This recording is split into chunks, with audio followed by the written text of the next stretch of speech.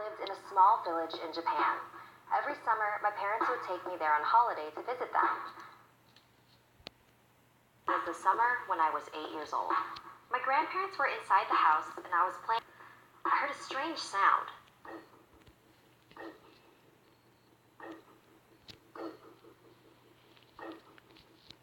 I didn't know what it was, and it was hard to figure out where it was coming from. I was looking around, searching for the source of the noise that enclosed the backyard. It was a straw hat. It wasn't resting on the hedge, it was behind it. That's where the sound was coming from. Then the hat began to move. It stopped at a small gap in the hedge, and I could see a face peering through. It was a woman, but the hedges were high, almost 8 feet tall. I was surprised at how tall the woman was. I wondered if she was wearing stilts or some sort of huge high-heeled shoes. Then, a split second later, she walked off, appeared with her, fading into the distance. Up and ran back into the house. My grandparents were in the kitchen at the table and told my grandparents what I had seen. They weren't really paying attention to me until I mentioned. They both froze. Grandma's eyes grew wide and she covered her mouth with her hand. Grandpa's face became very serious and he grabbed me by the arm. "This is very important," he said, very intensely. "How tall was she?" "As tall as the garden hedge." "Where was she standing? When did this happen? What did you do? Did she see you?" I tried to answer all his questions as best as I could.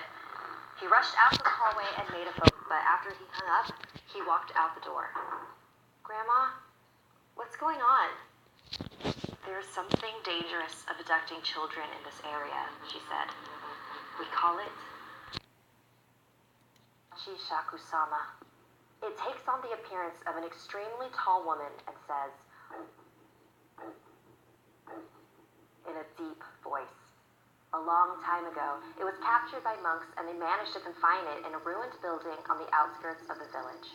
They trapped it using 4 jizo, small religious statues that they placed at the north, south, east, and west of the ruins so that it could not escape. But somehow, it did. The last time it appeared was 15 years ago. My grandmother said that anyone who saw it was destined to die within a few days. It all sounded so crazy. I wasn't sure what to believe. Just then, my grandpa came back,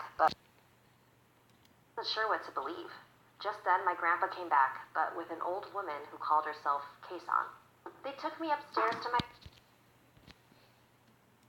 bedroom and began covering the windows with newspaper, with ancient runes written all over them. Keisan placed small bowls of salt in all 4 corners of the room and a small Buddha figure in the center. "Soon the sun will be setting, so listen carefully. You must stay in this room until 7:30 tomorrow morning.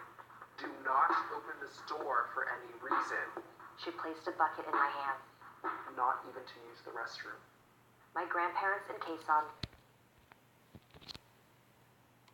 left the room, and I locked the door after them. I couldn't believe what was happening. Was I really going to die in a few days? I turned on the TV to try to take my mind off everything, and eventually fell asleep. I was awake around 1 a.m. by a tapping sound on the window. "It's probably just a tree or something," I told myself. Then came a knock on the door, and I heard my grandpa's voice. "Are you okay in there? If you're scared, I can come keep you company." Hearing his voice was such a relief that without thinking, I rushed over to the door. But something didn't feel right. I looked at the bowls of salt in the room. All 4 of them had turned black. And then I heard the sound again. The tapping on the window continued. I knelt in front of the Buddha and began to pray. I was so terrified and caught up in my chanting that I didn't realize the sounds had stopped. I checked my watch. It was 7:30 a.m. Carefully, I opened the door and ran to my grandparents. We all got in a van and headed straight for the airport. Apparently, there were others who had escaped the grasp of Hachisakosama, as long as they never stepped foot in Japan again. Years ago, when my grandpa got sick, he refused to let me visit him. He even left strict instructions in his will to not let me attend his funeral. I couldn't believe that this creature prevented me from saying goodbye to him. So when my grandma called a few days ago to tell me she had been diagnosed with cancer, I wasn't going to let her stop me from visiting. It's been 10 years, Grandma, and nothing has happened to me.